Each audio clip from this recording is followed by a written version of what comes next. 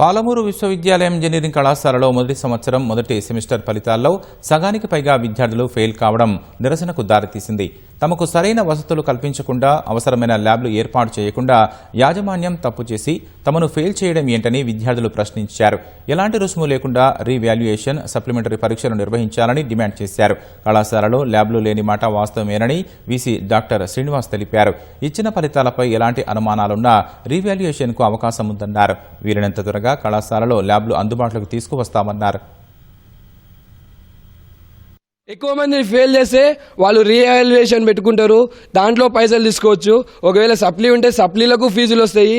ఇలా చూసుకుంటూ పోతే ఎక్కడ తిరిగి విద్యార్థులతో డబ్బులు తీసుకుందాము అన్న ఆలోచనతో మాత్రమే నేడు ఇంతమంది విద్యార్థులను ఫెయిల్ చేసిరని మేము గట్టిగా నమ్ముతున్నాం.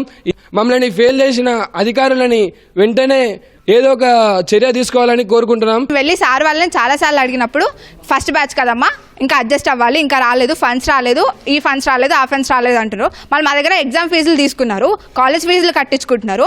అన్ని కట్టించుకున్నప్పుడు గవర్నమెంట్ మాకు ఎందుకు ఏమి వసతులు లేకుండా మాకు బీటెక్ కాలేజ్ ఎందుకు పెట్టాలి, ఎందుకు పెట్టింది?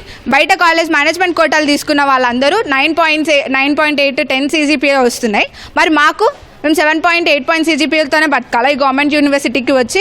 190 మందిలో 90 మంది మాత్రమే పాస్ కావడం జరిగింది, 100 మంది ఫెయిల్ కావడం జరిగింది. ఇది పాలమూరు యూనివర్సిటీ ఇంజనీరింగ్ కాలేజీకి సిగ్గుచేటు. ఎందుకంటే సరైన ఫ్యాకల్టీ లేదు, సరైన ల్యాబులు లేవు. బీటెక్ అంటేనే కోర్ సబ్జెక్ట్, ఆ బీటెక్ లో ప్రాక్టికల్ నాలెడ్జ్ మెయిన్. అవన్నీ మెయింటైన్ చేసుకోకుండా ఉండడం ఈ పాలమూరు యూనివర్సిటీ అడ్మినిస్ట్రేషన్ తప్పు మెయిన్. మన ఫస్ట్ బ్యాచ్ కాబట్టి ల్యాబ్ ఫెసిలిటీస్ మనం అప్పటికప్పుడు మనం క్రియేట్ చేసుకోలేకపోయాము.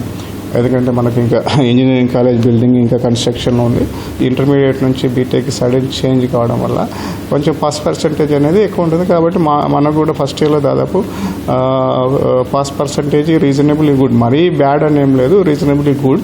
సో ఫెయిల్ అయిన వాళ్ళకు తప్పకుండా మళ్ళీ సప్లిమెంటరీ ఎగ్జామినేషన్లో అవకాశం ఇస్తాము. కావాలంటే వాళ్ళు రీవాల్యుయేషన్ కూడా అవకాశం ఇస్తాము. వాళ్ళు కావాలంటే రీవాల్యుయేషన్కి అప్లై చేసుకోవచ్చు.